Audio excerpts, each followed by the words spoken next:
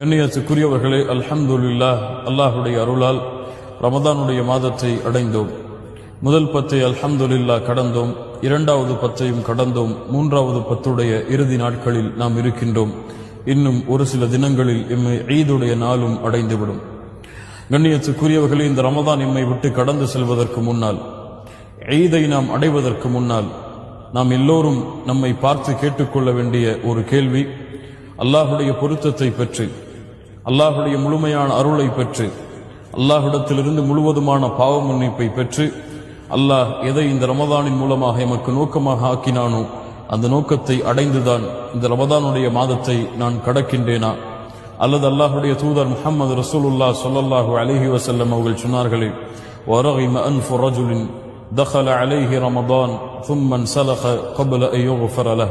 அல்லாஹ் பாதுகாப்பானாக.